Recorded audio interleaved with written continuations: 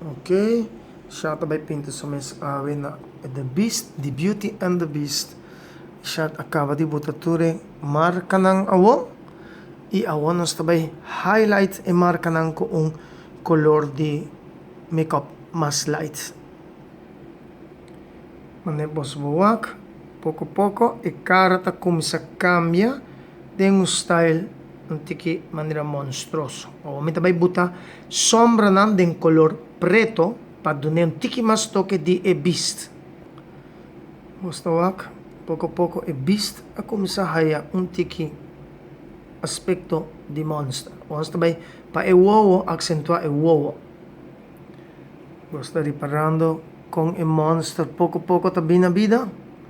Poco mi tahayando e aspecto di monster.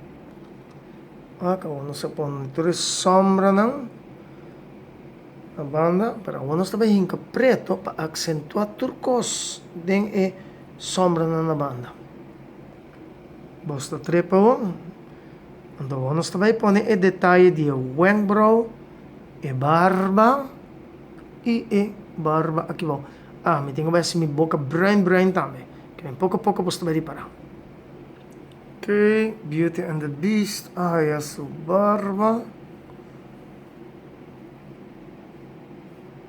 E bueno sta bem pa e wengbrow ng okay, Beauty and the Beast ting su wengbrow ng e ting su barba e ting su cara o mi tingo bay aksenta aqui ng completo e bonori para con un takhalem sa mi tingo bay so okay, sa boso wakpong e Beast praticamente takla vai show. Nós temos que disso onde falta algo e para nos acentuar esse. E The Beast, a Beauty and the Beast. Aqui da klaar. Saki eigenlijk ta e Beast, The Beauty and the Beast.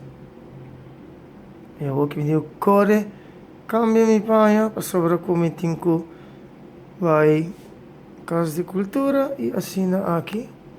Nós vamos dar uma apresentação de um outro show. Pero me traí para minha boca aquela música muito maneirosa. Só que a última coisa que me vai fazer, talvez minha boca mais escura, antes hora é beast a queda claro a show de hoje noite.